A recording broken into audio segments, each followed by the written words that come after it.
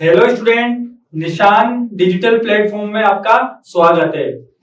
आज हम इस क्लास के अंदर क्लास 11 का चैप्टर नंबर 1 में प्रश्नावली 11.1 स्टार्ट करेंगे। इससे पहले कि हम क्लास में हमने समुच्चय किसे कहते हैं, है ना, समुच्चयों को हम किस प्रकार से लिख सकते हैं, वो हमने पढ़ा था। देखो मैं एक बार फिर समझाता हूँ समुच्चय हम किसे कहते हैं। समझना, देखो वस्तुओं के सुपरिभाषित समूह या संग्रह को हम समुच्चय कहते हैं। हमने पिछली क्लास में समुच्चय किसे कहते हैं, समुच्चय को हम कितने प्रकार से लिख सकते हैं, वो हमने पढ़ा था, है ना। इस क्लास में हम वापस रिपीट करते, देखो जो हमने पढ़ा था, है ना। समुच्चय हम किसे कहते हैं, वस्तुओं के सुपरिभाषित, सुपरिभाषित का मतलब वेल डिफाइंड, वस्तुओं के सुपरिभाषित समूह या संग्रह को समुच्चय कहते हैं। अब ये सुपरिभाषित क्या होता है, मतलब वेल डिफाइंड क्या होता है, उसको आपको समझना है ना। जैसे अपन ने जैसे कोई भी समूह है वो समुच्चय है या नहीं, जैसे किसी भी प्रकार का समूह है वो समुच्चय है नहीं, यदि वह समूह वेल डिफाइंड यानी कि सुपरिभाषित है तो क्या होगा, समुच्चय होगा। अब सुपरिभाषित हम किसको बोलते हैं, जो सभी जगह मान्य हो, उस जिसका कोई विरोध नहीं करे, जो विश्व में एक ही हो, जो विश्व में, मतलब मैं आपसे कोई चीज बोलूं और उसका आंसर पूरे विश्व में एक ही हो। जैसे मैंने आपसे बोला सम संख्या है, तो सम संख्या कहां शुरू होती है, 2, 4, 6, 8, जिस संख्या में 2 का पूरा पूरा भाग चला जाता है वो सम संख्या होती है। तो सम संख्याओं का समुच्चय या समूह, सम संख्याओं का समूह या संग्रह समुच्चय नहीं है, क्योंकि आपने उसको, आप यहां बोलोगे तब भी वही बात बोलोगे, जयपुर जाके बोलोगे तब भी वही बात बोलोगे, आप पूरे भारत में, पूरे वर्ल्ड में चल जाओ, सम संख्याएं यानी कि इवन नंबर जो यहां पर है वो भी वहीं पर होंगे वैसे के वैसे ही। तो वेल डिफाइंड यानी कि सुपरिभाषित का मतलब क्या होता है, जो सभी जगह मान्य हो, जिसका आंसर सभी जगह एक जैसा हो, अलग अलग नहीं हो, उसे हम क्या बोलते हैं, वेल डिफाइंड सुपरिभाषित।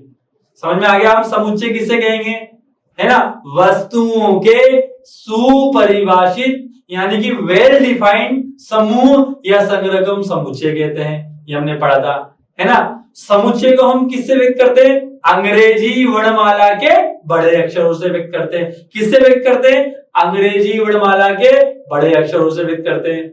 और जो समुच्चय के जो अवयव होते हैं, अवयव यानी जिससे समुच्चय बना है, जिन अवयवों से समुच्चय बना है उन्हें हम क्या बोलेंगे, समुच्चय के अवयव कहते हैं, एलिमेंट कहते हैं, ठीक है।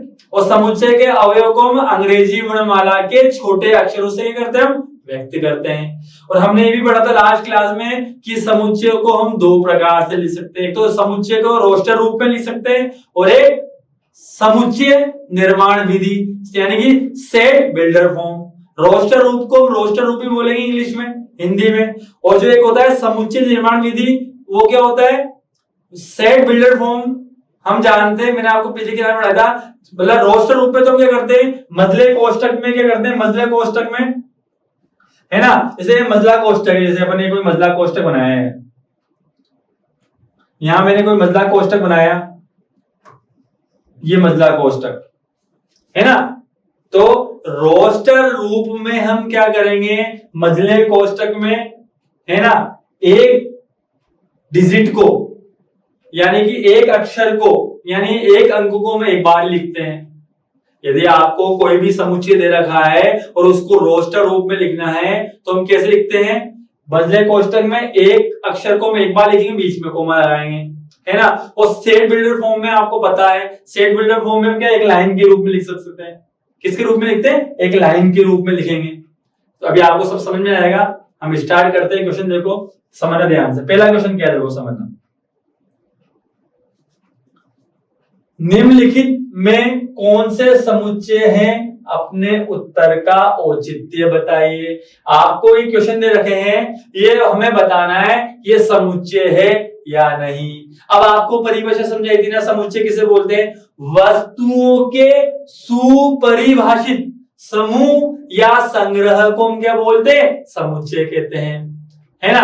अब कौन सा समूह या कौन सा संग्रह सुपरिभाषित होगा, वेल डिफाइंड होगा, जिसको सभी लोग बताएं, हर व्यक्ति पूरे विश्व में कहीं भी पूछे उसका आंसर सेम रहे, बदले नहीं, वो होता है वेल डिफाइंड, यानी कि सुपरिभाषित है। तो पहला आंसर क्या है? जे अक्षर से प्रारंभ होने वाले वर्ष के सभी महीनों का संग्रह।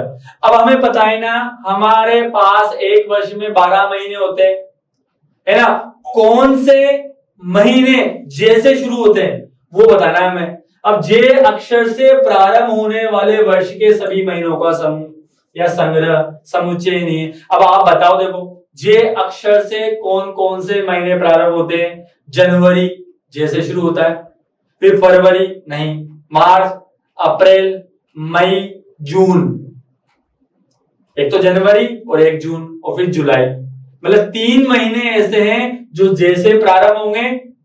तो बताओ, जे अक्षर से प्रारंभ होने वाले वर्ष के सभी महीनों का संग्रह। तो जे अक्षर से प्रारंभ होने वाले जो वर्ष के जो सभी महीने हैं ना, उनका संग्रह बताना है। तो जे अक्षर से केवल 3 ही महीने शुरू होते हैं, जनवरी, जून और जुलाई। तो बताओ ये समुच्चय नहीं है?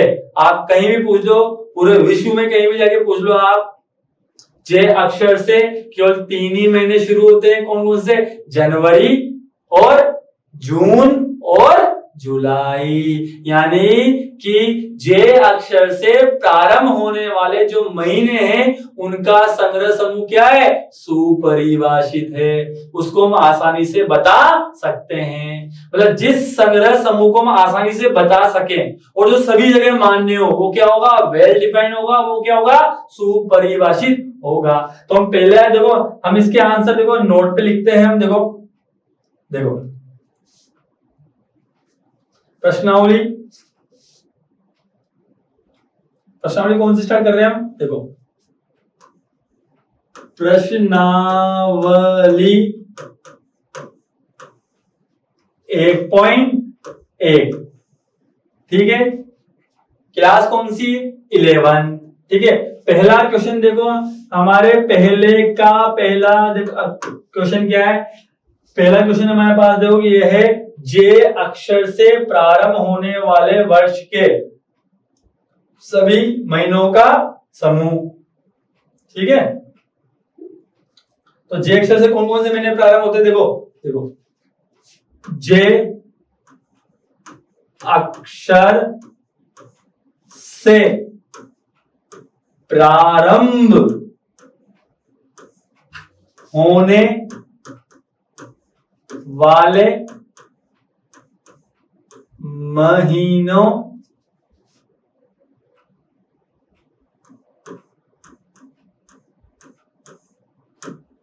जे अक्षर से प्रारंभ होने वाले महीनों को हम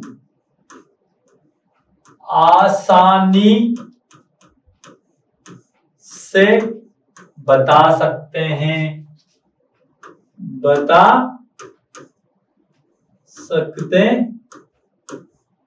क्या लिखा अपन ने? देखो, जे अक्षर से प्रारंभ होने वाले महीनों को हम आसानी से बता सकते हैं, अतः यह संग्रह क्या है? सुपरिभाषित है। अतः यह संग्रह क्या है? सुपरिभाषित है। सुपरिभाषित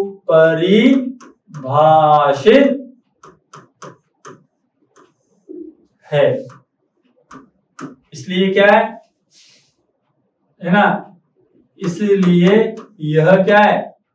समुच्चय है। बोलो आया नहीं है समझ में? आपको आ गया होगा, समुच्चय है। आप चाहो तो इसको है ना हम कैपिटल ऐसे भी कर देंगे और इस पर हम क्या लिख देंगे? ये होगा जनवरी, फिर बताओ क्या लिखेंगे? जून, और फिर क्या लिखेंगे बताओ? जुलाई। बस ये 3 ही महीने हैं जो जैसे शुरू होते हैं। आप बता दो, 12 महीने होते जाते, जनवरी, फरवरी, मार्च, अप्रैल, मई, जून, जुलाई, अगस्त, सितंबर, अक्टूबर, नवंबर, दिसंबर, है ना। तो 3 ही महीने जो जैसे शुरू होते हैं, जनवरी, जून और जुलाई। तो उस क्वेश्चन क्या पूछा उसने कि जे अक्षर से प्रारंभ होने वाले महीनों का संग्रह समुच्चय है। इन महीनों को हमने आसानी से बता दिया है, यानी कि ये क्या है, सुपरिभाषित संग्रह है और ये समुच्चय है। आपको समझ में आ गया होगा। जे अक्षर से प्रारंभ होने वाले महीनों को हम आसानी से बता सकते हैं, अतः यह संग्रह सुपरिभाषित है। सुपरिभाषित जो आप आसानी से बता सको और जिसका आंसर कहीं चेंज नहीं हो उसे बोलेंगे सुपरिभाषित। तो यह समुच्चय है, मतलब ए वाला जनवरी, जून और जुलाई, हमने समुच्चय भी लिख दिया। आगे समझ में आपको अच्छी तरह। अगला क्वेश्चन देखना क्या है। अगला क्वेश्चन देखो, भारत के 10 सबसे अधिक प्रतिभाशाली लेखकों का संग्रह। देखिए, भारत के 10 सबसे अधिक प्रतिभाशाली लेखकों का संग्रह, है ना, जो राइटर हैं, लेखक हैं, उनका संग्रह बताना है। अब भारत के 10 सबसे प्रतिभाशाली, है ना, लेखकों का संग्रह, ठीक है। अब आप बताओ कौन कौन प्रतिभाशाली है। जैसे मान लो किसी क्लास के अंदर बच्चे बैठे हैं 10, मतलब मान लो 30-35 बच्चे बैठे हैं क्लास के अंदर। अब है ना, अब कोई बच्चा मैथ्स में इंटेलिजेंट है, उसको मैथ्स अच्छी आती है, लेकिन किसी को इंग्लिश नहीं आती, मैथ्स वाले को इंग्लिश में दिक्कत आ रही है। अब कोई बच्चा केमिस्ट्री में अच्छा है तो उसको फिजिक्स समझ में नहीं आ रही, है ना, उसको, है ना, बायो समझ में नहीं आ रही। तो अब जो बच्चा मैथ्स में है, टॉप है, लेकिन उसकी फिजिक्स केमिस्ट्री कम है, तो मैथ्स वाले के लिए प्रतिभाशाली, लेकिन फिजिक्स केमिस्ट्री के लिए नहीं है ना। मान लो कोई बच्चा बायो में अच्छा प्रदर्शन, अच्छा प्रतिभाशाली है, लेकिन उसको फिजिक्स केमिस्ट्री ढंग से समझ में नहीं आ रही, तो बायो वाले टीचर के लिए प्रतिभाशाली है ना। या मान लो कोई बच्चा फिजिक्स में बहुत अच्छा मार्क्स लाता है, अच्छी समझ में आ रही है, लेकिन उसको केमिस्ट्री समझ में नहीं आ रही, उसको बायो समझ में नहीं आ रही, तो फिजिक्स वाले टीचर के लिए प्रतिभाशाली है। तो यदि कोई स्टूडेंट अलग अलग टीचर के लिए, अलग अलग सब्जेक्ट के लिए प्रतिभाशाली, तो उस स्टूडेंट को हम प्रतिभाशाली नहीं कह सकते हैं, क्योंकि बायो वालों के लिए बायो वाला स्टूडेंट प्रतिभाशाली है, लेकिन फिजिक्स वाले के लिए नहीं हो। फिजिक्स वाले के लिए फिजिक्स वाला स्टूडेंट जिसके फिजिक्स में अच्छे नंबर आ रहे हैं, वो फिजिक्स के लिए प्रतिभाशाली है, लेकिन उसके लिए फिर केमिस्ट्री में अच्छे नंबर नहीं आ रहे, बायो में नहीं आ रहे। तो भारत के सबसे 10 प्रतिभाशाली लेखक, अब उसको हम डिफाइन नहीं कर सकते हैं कौन से 10 प्रतिभाशाली, मेरे लिए अलग प्रतिभाशाली अलग अलग है ना। जैसे प्रेमचंद मुंशी का नाम सुना है आपने, लेखक है ना। अब वो किसी को उसकी कविता अच्छी लगती है, किसी को अच्छी नहीं लगती, तो सबके लिए थोड़ी प्रतिभाशाली है। तो भारत के सबसे 10 प्रतिभाशाली लेखकों को हम परिभाषित नहीं कर सकते हैं, तो यह संज्ञा सुपरिभाषित नहीं है, इसलिए समुच्चय नहीं होगा। समझ में आ गया होगा। एक बार भी क्वेश्चन समझाता हूं मैं आपको। जो क्वेश्चन किया हमारे पास, उसने बोला है भारत के 10 सबसे अधिक प्रतिभाशाली लेखकों का संग्रह। अब जैसे मान लो सब, मैं आपसे बोलूं विश्व के या भारत के सबसे अच्छे बल्लेबाजों का संग्रह। अब मेरे को तो विराट कोहली अच्छा लगता है, किसी को सचिन अच्छा लगता है, किसी को धोनी अच्छा लगता है, वो उसके लिए प्रतिभाशाली है, तो सर्वश्रेष्ठ बल्लेबाज है। तो सबके लिए अलग अलग बल्लेबाज सर्वश्रेष्ठ हैं, सबके लिए एक जैसे सर्वश्रेष्ठ नहीं है। तो जो सभी के लिए मान्य हो, जो सभी जगह एक जैसा आंसर आए, उसे हम क्या बोलते हैं, सुपरिभाषित, वेल डिफाइंड, जो बदले नहीं। तो भारत के 10 सबसे अधिक प्रतिभाशाली लेखक, किसकी भी मेरे से पूछे जाए तो मैं अलग अलग नाम लूंगा लेखक के, यदि आपसे पूछा जाए तो आप भी अलग अलग नाम लोगे, किसी तीसरे पर्सन से पूछा जाए वो अलग अलग नाम लेगा। जैसे मेरे से कोई पूछे कि आपके सबसे बेस्ट एक्टर कौन सा है, तो बेस्ट एक्टर में बोल दिया अजय देवगन मेरे को बढ़िया लगता है ना, मेरे को अक्षय कुमार अच्छा लगता है। किसी ने बोला टाइगर श्रॉफ, उसके लिए टाइगर श्रॉफ अच्छा है, मेरे लिए अक्षय कुमार अच्छा है। तो सबके लिए अलग अलग अच्छे हैं ना, तो फिर वो वेल डिफाइंड नहीं होगा। तो भारत के 10 सबसे अधिक प्रतिभाशाली लेखकों को हम परिभाषित या सुपरिभाषित नहीं कर सकते हैं, इसलिए यह समूह, यह संग्रह सुपरिभाषित नहीं है, इसलिए समुच्चय नहीं होगा। तो इसका आंसर लिखते हैं। देखो क्वेश्चन नंबर 2 देखना है इसका। देखो, भारत के सबसे भारत के 10 सबसे अधिक प्रतिभाशाली है। भारत के 10 सबसे अधिक प्रतिभाशाली लेखकों को हम परिभाषित नहीं कर सकते हैं। हम परिभाषित नहीं कर सकते हैं। अर्थात हम उनको आसानी से बता नहीं सकते हैं। अर्थात हम उन्हें आसानी से बता नहीं सकते हैं। अतः यह संग्रह सुपरिभाषित नहीं है। अतः यह संग्रह सुपरिभाषित नहीं है। अतः यह समुच्चय नहीं है। यह समुच्चय नहीं है। वो तो आज समझ में आया नहीं है। आगे आपको समझ में नहीं क्या लिखा, भारत के 10 सबसे अधिक प्रतिभाशाली लेखकों को हम परिभाषित नहीं कर सकते हैं। कौन से प्रतिभाशाली लेखक? सबके लिए अलग अलग होंगे, है ना। अर्थात हम उन्हें आसानी से नहीं बता सकते हैं कौन, है ना। मेरे लिए लेखक 10 अलग लेखक होंगे, आप अलग बताओगे और कोई तीसरा पर्सन अलग बताएगा, है ना। तो यह संग्रह सुपरिभाषित नहीं है, क्योंकि हर आदमी के लिए अलग अलग लेखक क्या है? प्रतिभाशाली है। इसलिए इस संग्रह को हम सुपरिभाषित नहीं कह सकते हैं, इसलिए समुच्चय नहीं है। क्लियर हो गया सेकंड क्वेश्चन नंबर। अब देखना क्वेश्चन नंबर आप थर्ड देखना क्या है, विश्व के सर्वश्रेष्ठ 11 बल्लेबाजों का संग्रह। ये वैसे ही सेम क्वेश्चन है, देखो, है ना।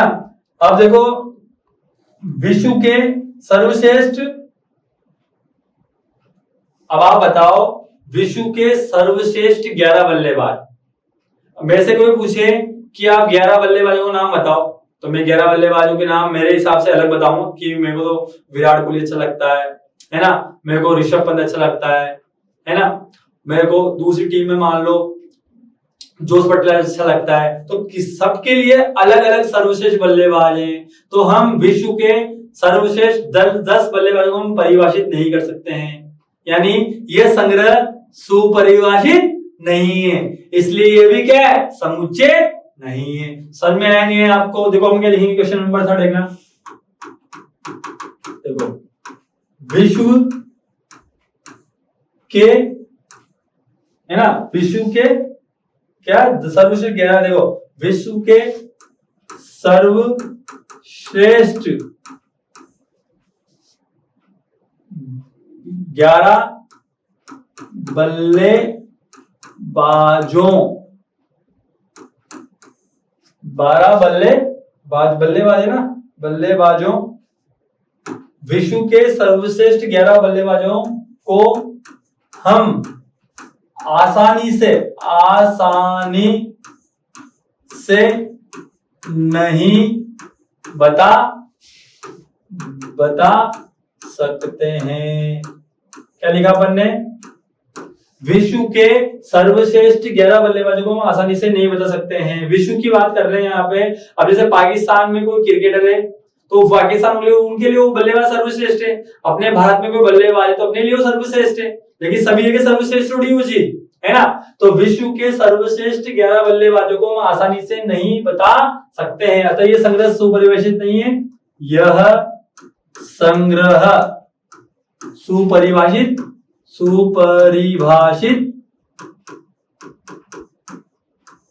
नहीं है, अतः समुच्चय नहीं है। अतः यह समुच्चय नहीं बोला है नहीं है। विश्व के सर्वश्रेष्ठ 11 बल्लेबाजों को हम आसानी से नहीं बता सकते हैं। यह संग्रह सुपरिभाषित नहीं है, अतः यह समुच्चय नहीं है। अब सर्वश्रेष्ठ बल्लेबाज तो कुछ के लिए कुछ बहुत अलग अलग टीमों में अलग अलग सर्वश्रेष्ठ होते हैं, है ना। अलग अलग देशों के लिए अलग सर्वश्रेष्ठ बल्लेबाज है। तो कौन क्या बताएगा, कौन क्या बताएगा, कौन क्या बताएगा, तो उनको हम परिभाषित नहीं कर सकते हैं। इसलिए यह संग्रह सुपरिभाषित नहीं है, इसलिए समुच्चय नहीं है। ठीक है, आपको समझ में आ गया होगा। अब देखना क्वेश्चन नंबर कौन सा, हमने फर्स्ट कर लिया, सेकंड कर लिया, थर्ड कर लिया। देखो, आपकी कक्षा के सभी बालकों का संग्रह। आपकी कक्षा, अभी आप कक्षा 11th में हो और स्कूल के अंदर आप पढ़ रहे हो, तो स्कूल के हर बच्चे का नाम आप बता सकते हो कि मेरी क्लास में 25 बच्चे हैं, 25 के नाम ये हैं, जिसमें 10 लड़के हैं, 15 लड़के हैं। हम अपनी कक्षा में कितने बच्चे पढ़ रहे हैं हम उसको आसानी से बता सकते हैं। जैसे आपकी फैमिली के, जो आपकी फैमिली है उसमें कितने मेंबर है, उनका संग्रह समुच्चय नहीं है, तो आप अपनी फैमिली में कितने मेंबर है आप उनको बता सकते हो कि पापा है, मम्मी है, दादा है, दादी है, भाई है, बहन है, चाचा है, चाची है। हम बता सकते हैं हमारे कितने मेंबर है, तो वो भी क्या है, सुपरिभाषित है, इसलिए वो समुच्चय हुआ। तो आपकी कक्षा के सभी बालकों का संग्रह, तो हम हमारी कक्षा के सभी बालकों को आसानी से बता सकते हैं, उनके नाम बता सकते हैं, इसलिए ये संग्रह क्या होगा, सुपरिभाषित होगा, इसलिए क्या होगा बताओ, समुच्चय होगा। तो देखो, आपकी कक्षा के सभी बालकों का संग्रह है ना, तो हम इसको आसानी से बता सकते हैं, है ना। देखो देखो, हमारी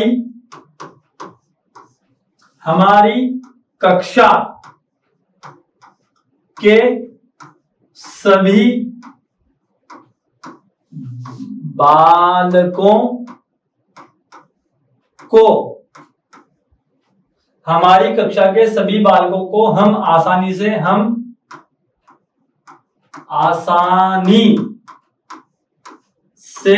बता सकते हैं, कि कौन सा, बता सकते हैं कौन सा बच्चा हमारी क्लास का है ना। क्या बोला, हमारी कक्षा के सभी बालकों को हम आसानी से बता सकते हैं। जैसे वो अपनी कक्षा के बच्चे ग्राउंड में खेल रहे हैं और किसी टीचर ने आपसे बोला कि अपनी जाओ तुम्हारी क्लास के सारे बच्चों को बुला के ले आओ, तो वहां खड़ा बोले आजा आजा तू आजा, जल्दी आजा, फटाफट आजा, आजा राहुल, आजा रमेश, आजा, बुला लेंगे क्योंकि हम उनके नाम पता है, हमें पता है, शक्ल पता है उनकी, तो हम हमारी कक्षा के सभी बालकों को आसानी से बता सकते हैं। यह संग्रह क्या है, सुपरिभाषित है। यह संग्रह क्या है, यह संग्रह सुपरिभाषित है ना, अतः ये समुच्चय है। बताओ, अतः यह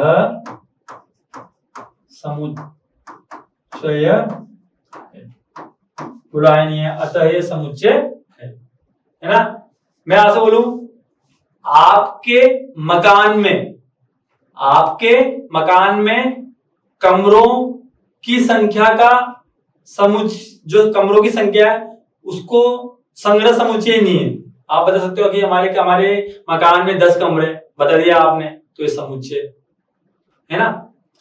आपकी फैमिली में जो सदस्यों का समूह, समुच्चय नहीं, आप बता सकते हो आपके परिवार में कितने सदस्य हैं, तो जिसको हम आसानी से बता सके और जो सभी जगह मान्य हो वो क्या होगा, समुच्चय होगा। और जो आपने बता दिया लेकिन मान्य नहीं है तो फिर वो सुपरिभाषित नहीं होगा। ठीक है, समझ में आ गया आपको। तो हमने क्वेश्चन नंबर इसका 4th भी कंप्लीट कर लिया है। अगला देखो आप क्या है, 100 से कम सभी प्राकृत संख्याओं का समुच्चय। अब आपको सबको पता है 100 से कम सभी प्राकृत संख्या होती है। प्राकृत संख्या कहां शुरू होती है बताओ, 1 से होती है, तो 1 2 3 4 5 होती है। तो 100 से कम सभी प्राकृत संख्याओं का समुच्चय क्या होगा, समुच्चय होगा, क्योंकि परिभाषित है तो हम लिख सकते हैं आराम से। देखो क्वेश्चन नंबर 5 है ना, देखो 100 से कम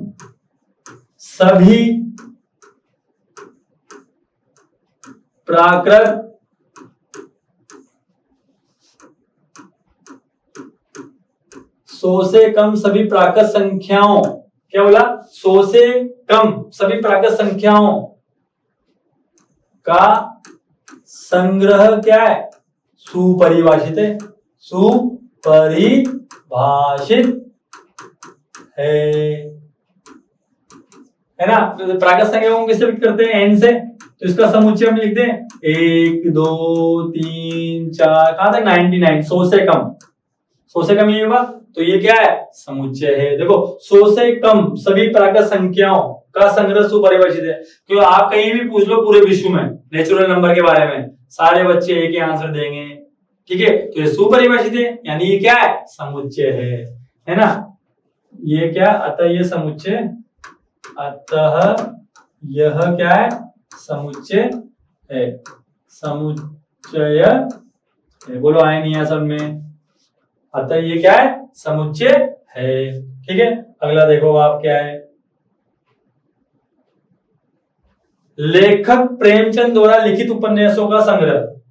लेखक प्रेमचंद द्वारा, अब प्रेमचंद कोई लेखक है, उसने कितने उपन्यास लिखे होंगे अपने जीवन में, 50, 100, 500, 1000, 2000, 15, 3000, 10,000, इसी तरह के उपन्यास लिखे होंगे उन्होंने अपने जीवन में। तो लेखक प्रेमचंद द्वारा लिखित उपन्यासों का संग्रह क्या है, सुपरिभाषित है। जैसे मैंने आपसे कोई एग्जाम्पल बोला, मैंने बोला आपसे कि विराट कोहली ने अपने जीवन में कितने शतक लगाए, तो आप बता सकते हो कि उसने कितने शतक लगाए, उनका समूह क्या होगा, समुच्चय होगा। मैंने बोला आपसे सलमान खान के द्वारा या अक्षय कुमार के द्वारा बनाई गई फिल्मों का संग्रह समुच्चय नहीं। आप बताओ, आप बोलोगे तो सलमान खान ने कितनी फिल्म बनाई होगी, 200 बनाई होगी, 300 बनाई होगी, 500 बनाई होगी, 1000 बनाई होगी, आप सारी फिल्मों को नाम बता सकते हो आराम से। जिसको हम आसानी से बता सके और जो सभी जगह मान्य हो, कोई विरोध नहीं करे, वो होता है सुपरिभाषित। तो बताओ लेखक प्रेमचंद द्वारा लिखित उपन्यासों का संग्रह समुच्चय होगा नहीं होगा, होगा, क्योंकि लेखक प्रेमचंद ने कितने उपन्यास लिखे होंगे आप बता सकते हो आराम से, उसकी किताब होगी उसमें कितने उपन्यास है, हम आराम से पढ़ सके बता सकते हैं, है ना। तो ये क्या है, समुच्चय। तो अपन लिख देंगे, देखो ध्यान से, देखो क्वेश्चन नंबर 6 देखना इसका, देखो लेखक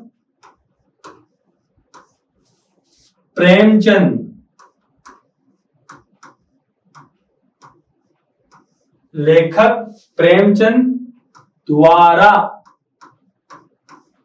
लिखित उपन्यासों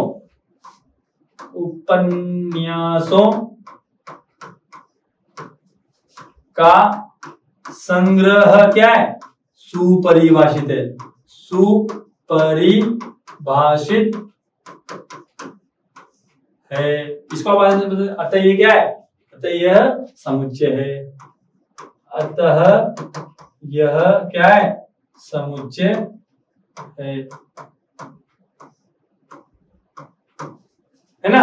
क्योंकि प्रेमचंद ने कितने उपन्यास लिखे होंगे आपको पता है, 100 लिख दिए होंगे, 200 लिख दिए होंगे, 300, 400, 1000, 2000, इससे ज्यादा क्या लिखे होंगे अपने जीवन में, है ना। तो उनके उपन्यास को आप आराम से पढ़ के बता सकते हो कि लेखक प्रेमचंद ने कितने उपन्यास लिखे हैं, हम उसको आराम से पढ़ के बता सकते हैं कि पहला उपन्यास ये है, दूसरा ये है, तीसरा ये, लास्ट ये है ना।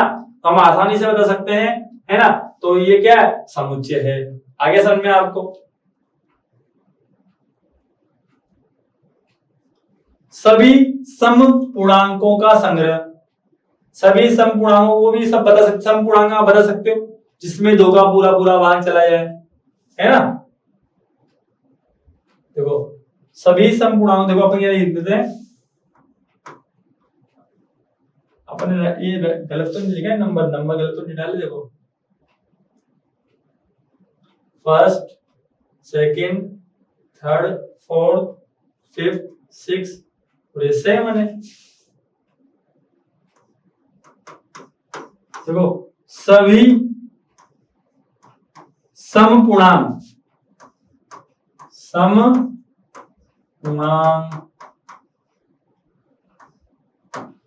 क्या होते हैं, जिसमें 2 का भाग जाए, जिसमें 2 का भाग चला जाए, जैसे 0 में 2 का भाग चला जाएगा, 0, 2, 4, है ना।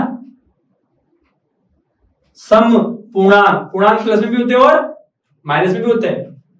पूर्णांक संख्या हम जानते हैं, धनात्मक संख्या, ऋणात्मक संख्या, शून्य, सभी पूर्णांक संख्या होती है ना। तो सम पूर्णांक में यहाँ आप चाहो तो प्लस माइनस भी लगा सकते हो। ये सभी सम पूर्णांक का संग्रह क्या है? सुपरिभाषित है, सुपरिभाषित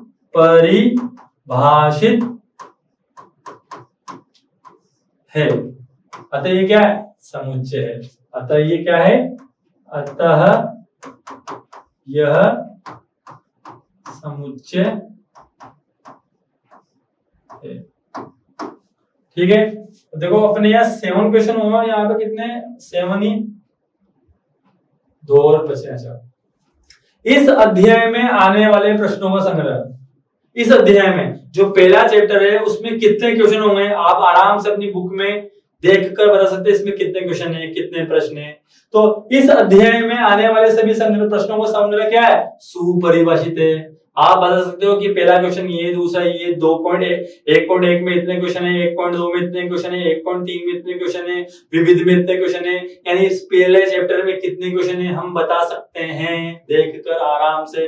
तो ये क्या है? इस अध्याय में आने वाले प्रश्नों का संग्रह क्या होगा? बताओ, समुच्चय होगा। तो इसको लिख सकते, इसका आंसर लिखेंगे हम। देखो क्वेश्चन नंबर 8,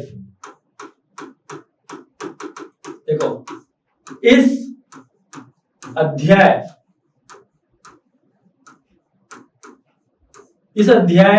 में आने वाले, इस अध्याय में आने वाले सभी प्रश्नों का संग्रह क्या है?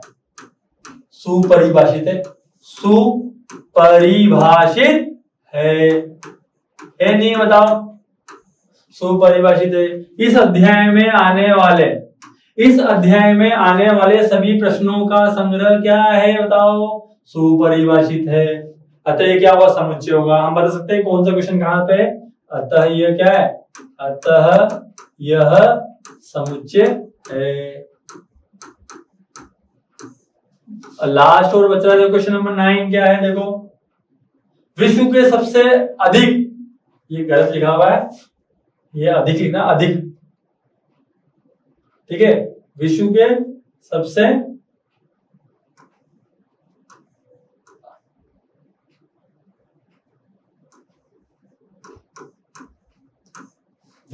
सबसे अधिक खतरनाक जानवरों का संग्रह। विश्व के सबसे अधिक खतरनाक जानवरों का संग्रह बताओ। आप बता नहीं सकते। जैसे मान लो हम किसी मकान में गए और वहां कोई डॉग यानी कुत्ता कोई वहां पे किसी ने पाल रखा है, तो वो अपने लिए खतरनाक है क्योंकि अपन अनजान है, वो अपने ऊपर भौंक सकता है, अपन को काट सकता है। चींटी, लाल चींटी अपन को काट लेगी तो अपने धापड़ कर देगी, धापड़ करेगी नहीं करेगी? लाल दाने हो जाते हैं, कुचल चलती है अपने, चींटी भी खतरनाक है। तो कौन खतरनाक है मैं बता नहीं सकते हम। कोई सा भी जानवर, कुछ भी, छिपकली है। अब छिपकली किसी को काटती नहीं है, लेकिन छिपकली यदि किसी खाने में गिर जाए और वो खाना खा ले जाए तो आदमी मर जाता है, वो खतरनाक है। तो हर मनुष्य के लिए अलग अलग जानवर क्या होंगे? खतरनाक होंगे। जैसे विदेश में टाइगर को पालते हैं, शेर को पालते हैं, वो उनके लिए खतरनाक थोड़ी, अपने लिए खतरनाक है ना।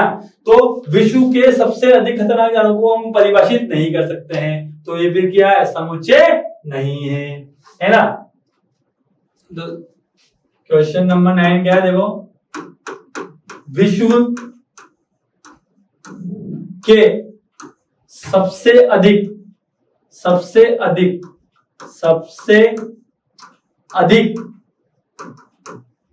खतरनाक जानवरों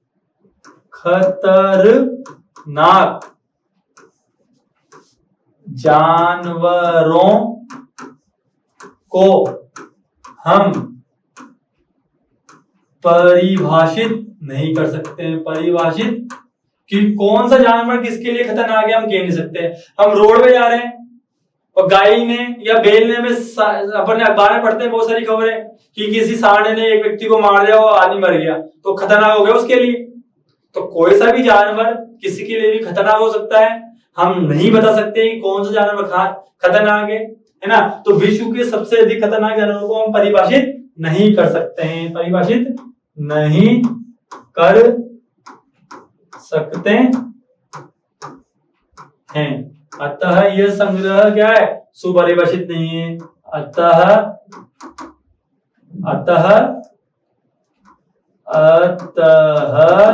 यह संग्रह सुपरिभाषित नहीं, अतः यह समुच्चय नहीं है, अतः यह समुच्चय नहीं है, अतः यह समुच्चय नहीं। बुरा है, समझ में नहीं आया आपको, है ना। तो हमने प्रश्नावली 1.1 का पहला क्वेश्चन कंप्लीट कर लिया है। पहले क्वेश्चन में हमने क्या करा है कि जो आपको लैंग्वेज रखी थी वो समुच्चय है नहीं है। हमने समुच्चय कैसे पहचाना, जो सुपरिभाषित है, जो संग्रह, जो समूह सुपरिभाषित है, वेल डिफाइंड है, उसको हम क्या बोलेंगे, समुच्चय कहते हैं। आपको समझ में आ गया होगा अच्छी तरह से। पहला क्वेश्चन हमने कंप्लीट कर लिया है। अब देखो इसका क्वेश्चन नंबर 2 क्या है। मान लीजिए a बराबर 1 2 3 4 5 6 रिक्त स्थानों की उपयुक्त प्रतीक, ये एप्सिलॉन बोलते हैं इसको, बिलोंग्स टू भी बोलते हैं, बिलोंग्स टू एलिमेंट भी बोलते हैं, एलिमेंट है ना, एप्सिलॉन है ना, एलिमेंट बिलोंग्स टू है ना। ये भरना है अपन को, इसमें क्या भरना है, ये इसका आंसर भरना है। तो अपन इसको इसमें कर लेंगे। देखो देखो समझना ध्यान से। जैसे मान लो समुच्चय यानी समूह यानी संग्रह, कौन सा समूह, संग्रह सुपरिभाषित, वेल डिफाइंड, उसको हम समुच्चय कहेंगे। कोई समूह है या कोई संग्रह है जो वेल डिफाइंड है यानी कि सुपरिभाषित है, उसको हम समुच्चय कहते हैं, है ना। जैसे मान लो थैला है, अब इस थैले में आलू भी है, इस थैले में प्याज भी है, इस थैले में टमाटर भी है, थैले में सब है ना। आपसे अब यहाँ 2 आलू रखे हुए हैं, तो ये 2 आलू इस थैले में रखूंगा नहीं रखूंगा मैं, क्योंकि इस थैले में आलू रखे हुए हैं, तो 2 आलू इसके क्या है, एलिमेंट है, अवयव है, ठीक है। इसमें टमाटर, यहाँ टमाटर रखे हुए हैं, तो टमाटर इसमें आ रहे हैं, तो ये टमाटर इसके अवयव है।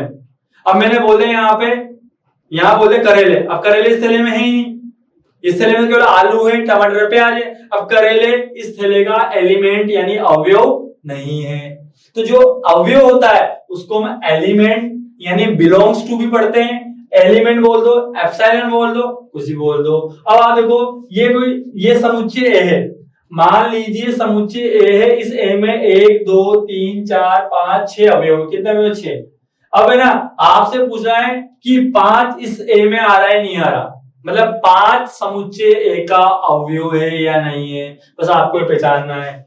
तो ये तो आराम से यहीं पे हो जाएगा अपना क्वेश्चन। देखो बताओ 5 इसमें आ रहा है, 5 ए में है नहीं, है ना, ये 5 ए का अवयव है नहीं है। जो 5 है ये समुच्चय ए का अवयव है या नहीं है, क्योंकि 5 समुच्चय ए में विद्यमान है। तो अब यहाँ के लिखिए 5 बिलोंग्स टू, क्या बोलेंगे, 5 बिलोंग्स टू ए, इन्हीं 5 एलिमेंट है ए का। बताओ 8 आ रहा है इसमें, 8 आ रहा है, 8 ए का एलिमेंट है क्या, बताओ 8 नहीं आ रहा ना। तो समुच्चय ए में तो 1 से लेके 6 तक अवयव है, समुच्चय ए में 1 से लेके 6 तक के अवयव है ना। तो यहाँ पे 8 इसमें आ रहा है क्या, बताओ नहीं आ रहा, तो इसको बोलेंगे नॉट एलिमेंट, ये नॉट एलिमेंट, ये इसका एलिमेंट नहीं है ना। बताओ 0 समुच्चय ए में है क्या, 0 इस समुच्चय ए का अवयव क्या, आप देखो यहाँ 0 नहीं है, तो 0 भी नॉट एलिमेंट है, 0 नॉट एलिमेंट है ए। आया, समझ नहीं आया। बताओ 4 समुच्चय ए का अवयव है क्या, सेट ए का अवयव है क्या, एलिमेंट है क्या, 4 आ रहा है इसमें, इस ए में, समुच्चय ए में 1 2 3 4 5 6 में आएंगे, 4 ए में आ रहा है क्या, आ रहा है, तो ये 4 एलिमेंट है ए का। 2 आ रहा है, ये बताओ 2 समुच्चय ए में विद्यमान है क्या, उपस्थित है क्या, है, तो ये 2 एलिमेंट है ए का। अब आप बताओ 10 समुच्चय ए में आ रहा है क्या, 10 10 नंबर, 10 इसमें आ ही नहीं रहा, तो 10 समुच्चय ए का एलिमेंट नहीं है। बोलो आया नहीं आया आपको समझ में आ गया? अच्छी तरह से आपको समझ में आ गया होगा, है ना? ठीक है, तो आपको ये समझ में आएगा। इसको बोलते हैं एप्सिलॉन बोल दो, बिलोंग्स टू बोल दो, एलिमेंट बोल दो, ठीक है ना? तो 5 समुच्चय ए में आ रहा है तो 5 एलिमेंट है ए का। 8 समुच्चय ए में नहीं आ रहा तो 8 नोट एलिमेंट है ए का। 0 ए में नहीं आ रहा तो 0 नोट एलिमेंट है ए का। 4 ए में आ रहा है ना तो 4 एलिमेंट है ए का। 2 भी आ रहा है ए में तो 2 एलिमेंट है ए का। 10 इसमें नहीं आ रहा है ए में तो 10 नोट एलिमेंट है ए का। तो आपको अच्छी तरह से ये भी समझ में आ गया होगा। तो क्वेश्चन नंबर 2 भी क्या हो चुका हमारा? कंप्लीट हो चुका है। ठीक है, अब देखना आप क्वेश्चन नंबर देखो क्या है।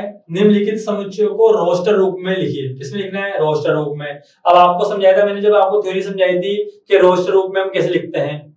आपको पता है रोस्टर रूप में हम कैसे लिखते हैं, है ना? कैसे लिखते हैं बताओ? मझले कोष्टक में बीच में कोमा कोमा लगा के एक अंक को हम एक बार ही लिखेंगे, एक अक्षर को हम एक बार ही लिखेंगे। मसला को ये होता है रोस्टर रूप। समुच्चय को हम 2 प्रकार से लिख सकते हैं, एक तो रोस्टर रूप और एक होती है समुच्चय निर्माण विधि, सेट बिल्डर फॉर्म। तो ये आपको लिखना है ना, ये किसकी फॉर्म में? ये समुच्चय निर्माण विधि के रूप में। हमें किसके रूप में लिखना है? रोस्टर रूप में लिखना है। किसमें लिखना है? रोस्टर रूप में लिखना है। तो पहला आंसर देखो, पहला जो है पहले क्वेश्चन के तीसरे नंबर का पहला क्वेश्चन है a बराबर x कोलन। इस डबल चिन्ह को क्या बोलेंगे हम? कोलन बोलेंगे। कोलन चिन्ह क्या बोलेंगे? कोलन चिन्ह। x कोलन चिन्ह x एक पूर्णांक है जो, और x का मान मैंने 3 से बड़ा और 7 से क्या है? छोटा है। इसे मैं किसके रूप में लिखना है? पूर्णांक के रूप में, इसमें रोस्टर रूप में लिखना है। तो जो क्वेश्चन नंबर 3 है ना, क्वेश्चन नंबर 3 का देखो, क्वेश्चन नंबर तो 3 है, उसका पहला आंसर देखना आप। पहला क्या है? देखो पहला क्वेश्चन, इसको समुच्चय ए बोला है ना, ये समुच्चय ए है तो समुच्चय ए लिखा अपन ने ए बराबर। अब देखो ध्यान से समझना, -3 से बड़ा, -3 से बड़ा कौन होगा? -2। पूर्णांक संख्या हम जानते हैं, पूर्णांक संख्या प्लस में भी होती है, माइनस में भी होती है, 0 भी होती है। पूर्णांक संख्या माइनस में भी होती है, प्लस में भी होती है, 0 में भी होती है। तो देखना ध्यान से, इसका आंसर क्या होगा? देखो -3 से बड़ा कौन होगा? -2। तो इसके पूर्णांक, इसका आंसर क्या होगा? -2, -2 से बड़ा -1, 0, 1, 2, 3, कहां तक है? देखो 7 से छोटा, 7 से छोटा है तो 4, 5 और 6 ये पूर्णांक है। देखो ये क्या है? तीसरे के फर्स्ट का आंसर है। ये रोस्टर रूप लिख दिया अपन ने, और ये किस रूप में लिखा हुआ था? सेट बिल्डर फॉर्म में। मतलब x का मान -3 से बड़ा होना चाहिए, x का मान -3 से बड़ा, -3 से बड़ा -2, -1, 0, फिर 1, 2, 3, 7 से छोटा 6 तक होगा। अब बताओ, x कोलन x संख्या 6 से कम एक प्राकृत संख्या है। x कोलन x संख्या 6 से कम एक प्राकृत संख्या है। संख्या 6 से प्राकृत संख्या कहां शुरू होती है? 1 से होती है ना। तो इसका आंसर बताओ क्या आएगा? b बराबर 6 से कम प्राकृत संख्या क्या होगी? 1, 2, 3, 4 और 5। ये 6 से कम प्राकृत संख्या है। बुलाया नहीं है। रोस्टर रूप में हम ऐसे लिखेंगे, मझले कोष्टक में लिखते हैं, बीच में कोमा लगा के लिखते हैं। ठीक है, आपको आगे समझ में। अगला देखो क्या है, x कोलन x 2 अंकों की ऐसी प्राकृत संख्या है जिसके अंकों का योग कितना आ रहा है? 8 आ रहा है। हम 2 अंकों की संख्या लिखेंगे जिनका योग कितना आना चाहिए? 8 आना चाहिए, है ना? लिखे देखो आप, ये इसको आप समुच्चय सीमा, ये सी समुच्चय है ना, सी। अब आप बताओ 2 प्राकृत संख्या कहां शुरू होती है? 1 से। 1, 2, 3, 4, 5, 6, 7, 8, 9, 10, 11, 12, 13, 14, 15 अनंत तक। अब हमें ऐसी 2 अंकों की संख्या लिखनी है जिनके दोनों का योग, दोनों अंकों का योग, 2 अंकों की संख्या लिखनी है, उनका योग कितना आना चाहिए? 8 आना चाहिए। अब देखो 1 में मैं क्या जोड़ूं कि 8 आए? 7, तो 17 हो गया। बताओ 2 में हम क्या जोड़ें कि 8 आए? 6, 26 हो गया। 3 में हम क्या जोड़ें कि 8 आए? 5, 35 हो गया। 4 में हम क्या जोड़ें कि 8 आए? बताओ 4 जोड़ेंगे, 4 में 4 जोड़ेंगे तो 8 बनेगा। 5 में हम क्या जोड़ेंगे कि 8 बने? 5 में हम 3 जोड़ देंगे। 6 में हम क्या जोड़ें? 6 में हम क्या जोड़ें? 8 बने, 3 जोड़ दो, 6, 3, 8। 7 में हम क्या जोड़ें कि 8 बने? 1 जोड़ दो। और 8 में हम क्या जोड़ें? 0 भी जोड़ देंगे। 8 और 0 8 ही होगा, है ना? देखो क्वेश्चन क्या है, देखो 2 अंकों की ऐसी प्राकृत संख्या प्राकृत संख्या 2 अंकों की होनी चाहिए। 10, 11, 12, 13, 14 अनंत तक 2 अंकों की संख्या है। 2 अंकों की संख्या कहां तक रहेगी? 10 से लेकर कहां तक रहेगी? 99 तक रहेगी। बाकी 100 आते तो 1000 हो जाएगा। सॉरी, जैसे 11, जैसे 9 तक तो 1 अंक है, 10 2 अंक, 11 2 अंक, 12 2 अंक, 13 2 अंक, कहां तक चलेगी 2 अंक? 99 तक, 99। 100 आते ही क्या होंगे? 3 अंक हो जाएंगे, 1003 3 अंक, है ना। तो 2 अंकों की संख्या 10 से शुरू होती है और कहां पे खत्म होती है? 99 तक। हमें बीच में ऐसी संख्या लिखनी है जिनमें दोनों का योग, दोनों अंकों का योग कितना होना चाहिए? 8 होना चाहिए। तो देखो हमने यहाँ लिख दिया, आपका आंसर पता पड़ गया। 1 में हमने जोड़ा 7, जब 8 बने। 2 में हमने जोड़ा 6 तो 8 बना। 3 में हमने जोड़ा 5 तो 8 बना। 6 में हमने जोड़ा 3 तो 8 बना। 5 में हमने जोड़ा 3 तो 8 बना। 6 में हमने जोड़ा 3 तो 8 बना। 7 में हमने जोड़ा 1 तो 8 बना। 8 में हमने जोड़ा 0, 80 बन गया। तो ये 2 अंकों की संख्या, इनका योग कितना हो रहा है? 8 आ रहा है। अगला देखना अब क्या है, देखो x:x एक अभाज्य संख्या है जो संख्या 6 का क्या है? भाजक है। मतलब अभाज्य संख्या के जानते हो ना आप, अभाज्य संख्या किसको बोलते हैं? ऐसी संख्या जिसमें किसी का भाग नहीं जाए। ऐसी संख्या जिसमें एक और खुद के अलावा किसी का भाग नहीं जाए, वो होती है अभाज्य संख्या। और ऐसी संख्या जिसमें स्वयं के अलावा किसी और संख्या का भाग जाए, वो होती है भाज्य संख्या। तो देखो एक नंबर है, जो एक डिजिट है, एक नंबर, वो न तो भाज्य होता है ना अभाज्य होता है। तो देखो 60 में किसका भाग जाएगा? लेकिन अभाज्य संख्या होनी चाहिए अभाज्य। तो देखो जो डी वाला है, डी वाला, तो इसका आंसर होगा फोर्थ का, जो फोर्थ नंबर का डी। पता क्या होगा? 60 में 2 का भाग जाता है क्योंकि 2 अभाज्य संख्या है। 60 में 3 का भाग जाएगा, अभाज्य संख्या है। 60 में 5 का भाग भी चला जाएगा, अभाज्य संख्या है ना। अब 60 में 6 का भी भाग चला जाएगा, लेकिन 6 तो क्या है? भाज्य संख्या। क्यों है भाज्य संख्या? क्योंकि 6 में 2 का भाग जाता है, 6 में 3 का भाग जाता है। भाज्य संख्या और अभाज्य संख्या में किसी को कहते हैं? समझ में आना चाहिए आपको। जिस संख्या में खुद के अलावा किसी और का भाग चला जाए, जिस संख्या में खुद के अलावा किसी और का भाग चला जाए तो होती है भाज्य संख्या। जैसे 10 में 10 का भाग तो जाएगा, लेकिन 10 में 2 का भाग जा गया, 10 में 2 5 का भाग चला गया, तो भाज्य संख्या है। मैंने बोला 5 में केवल 5 का ही भाग जाएगा, इसलिए अभाज्य संख्या है। 3 में 3 का भाग जाएगा और किसी का नहीं जाएगा, इसलिए अभाज्य संख्या है। 1 अपवाद है, 1 न तो भाज्य संख्या है न अभाज्य संख्या है ना। तो आपको वो यहाँ क्या क्या आएगा? यहाँ पे 2 आएगा, 3 आएगा और 5 आएगा। ये 60 2 से विभाजित है, 60 3 से विभाजित है, 60 5 से विभाजित है। इसके अलावा कोई अभाज्य संख्या नहीं जो 60 को विभाज्य कर दे। ठीक है, समझ में आ गया आपको। अगला देखना आप, ट्रिग्नोमेट्री शब्द के सभी अक्षरों का समुच्चय। इसको रोस्टर रूप में लिखना है ना, लिख लो बस। आप क्या लिख दो? फिफ्थ नंबर का क्या है? ये ई नंबर का देखो समुच्चय लिखेंगे ना। अब ट्रिग्नोमेट्री में चलो आप देखो, टी को लिखना है तो टी लिखो आप, टी कोमा, फिर देखो क्या लिख रहा है? आर, तो आर भी लिखो, आर कोमा, फिर लिखो आई भी लिखो। एक अक्षर एक बार लिखना है, आई भी लिख दिया। फिर देखो क्या लिख रहा है? देखो जी भी लिखो, जी भी लिख दिया। फिर ओ भी लिख दो, एन भी लिखो। फिर देखो ओ लिख दिया, एम भी लिख दो, एम भी लिख दिया। फिर देखिए आप ई हमने लिखा क्या पहले? ई नहीं लिखा, ई भी लिख दो। और देखो कौन कौन से अक्षर आ रहे हैं, देखो आप देखो, टी हमने लिख दिया, आर हमने लिख दिया, वाई लिख दो। देखो एक अक्षर को हमें एक बार लिखना है बस। रोस्टर रूप में हम करते हैं, एक अक्षर को एक बार लिखते हैं। तो कितनी बार आया हमें एक बार लिखना है, इस ध्यान देना आप। यहाँ पे टी यहाँ आ रहा है ना, टी आ रहा है, 2 बार आ रहा है टी, लेकिन हमने एक बार लिखा। देखो यहाँ पे है ना, देखो आर यहाँ पे आ रहा है, आर यहाँ पे 2 बार आ रहा है, तो हमने आर को एक बार ही लिखा है बस, है ना। आप देखो आई यहाँ पे एक बार ही आ रहा है, तो हमने एक बार ही लिखा है। देखो यहाँ जी कितनी बार आ रहा है? एक बार आ रहा है, तो एक बार लिखा। ओ को 2 बार आ रहा है, हमने एक बार ही लिखा। एन लिख दिया, एम लिख दिया, है ना, वाई लिख दिया। तो ट्रिग्नोमेट्री शब्द क्या है? ये रोस्टर रूप है। और लास्ट एक और बच रहा हमारे पास, क्या है? बेटर शब्द के सभी अक्षरों का समुच्चय। तो बेटर को भी आप इसमें लिख दो, आप किसमें? रोस्टर रूप में। तो इसका जो आंसर आएगा 6ठे नंबर का, देखो